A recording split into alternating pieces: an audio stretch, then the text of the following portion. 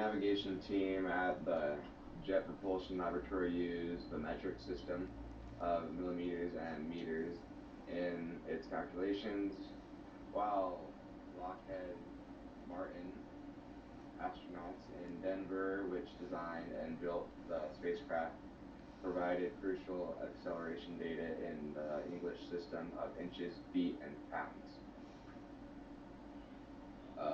Sergio.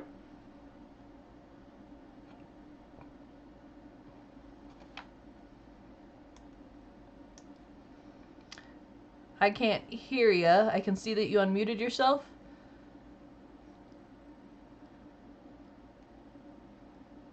Could be you don't have a mic enabled.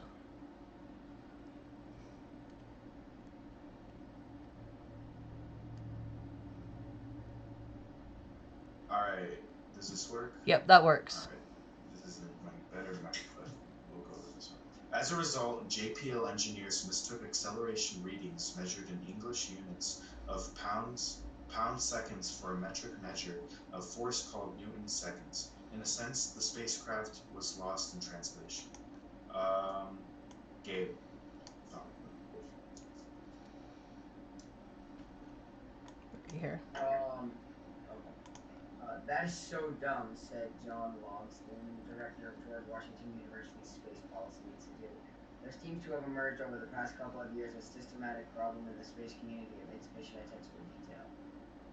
Okay, and we're gonna just jump to here, but you can keep reading or pick somebody new. Okay, Zach and Don. It was launched that way, said Noel Hinners, Vice President of Flight Systems at Lockheed Martin Space Systems Group. We were transmitting English units, and they were expecting metric units. The normal thing to use metric and to specify that gauge.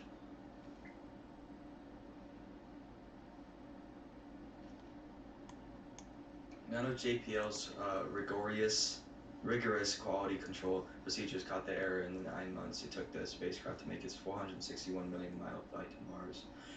Over the course of the journey, the miscalculations were enough to throw the spacecraft so far off track that it flew too deeply into the Martian atmosphere and was destroyed when it entered its initial orbit around Mars last week. Zachary Cesaric. John Pike, Space Policy Director at the Federation of American Scientists, said that it was embarrassing to lose a spacecraft to such a simple math error. It is very difficult for me to imagine how such a fundamental base discrepancy could have remained in the system for so long, he said. Alicia. I can't think of another example of this kind of large loss due to English versus metric confusion, Pike said. It's going to be a cautionary tale until the end of time. Alright. Well, and I think we're going to go ahead and stop there. Like I said, we're not going to read the whole thing. So keep in mind that with missions to Mars of any variety, those aren't things that you just throw together. I mean, this can take... let's try that again. Can take up to a decade of planning. And then notice they said in the article here, it also took 9 months, 9 Earth months, just to travel from the Earth to Mars. Now, this is one of the reasons why when we send people to Mars, we're definitely going to have to do lots of practice runs to make sure we get it right, because the moon is about 4 days away on average travel time, a little less than 4 days away. Heading to Mars is going to usually take a minimum of 6 months, I believe, to get there. In the spacecraft going to Mars, they also just have to sit there for 6 months? Yeah, basically. They feel, but they like have that sense of time? Oh yeah, I mean, you would still have that sense of time. Your sense of time would get thrown off because you don't have the regular sun rhythms to keep you with what we experience. And of course, when we talk about months, years, days, we are referring to what they mean here on Earth. Every planet has their own system of months, years, and days. But with the astronauts that we send, first of all, when we've sent people to the moon, I don't know if you've ever seen the capsules that they got sent in. A lot of them are in museums now. They're tight. Like the Apollo, where it was just one person per spacecraft. Like Zach Ensign, for example. I've had Zach in class before. I know how tall he is. They wouldn't take him as an astronaut because they like to build the space as small as they can. So they want to keep you a little shorter so you have a little bit more room. You're not as cramped.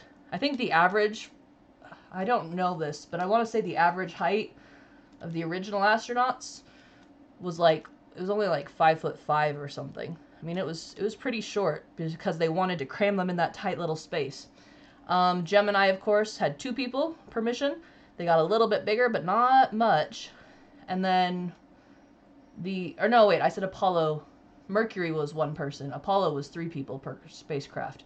And even the 3 people per, I can't imagine spending so much time in a tight little space. Now, the further they went out, they did attach other units to the main capsule, so there was some space to get up and move around. But even then, it's pretty tight. We're going to watch Apollo 13 later in this year, and you'll get an idea of just how tight it could be. So when we send people to Mars, that's one of the things I'm most curious about. I've been to NASA once in the past 5, maybe twice in the past 5 years, but I think just once in the last 5 years. No, I have been twice. And I know that they're planning on heading back to the moon in the next 4 years, and that'll depend mostly on budgetary issues. Zach Ensign, wake up. Wake up. I'm awake. No, you're not. Lies. I'm awake. No, you're not. All right.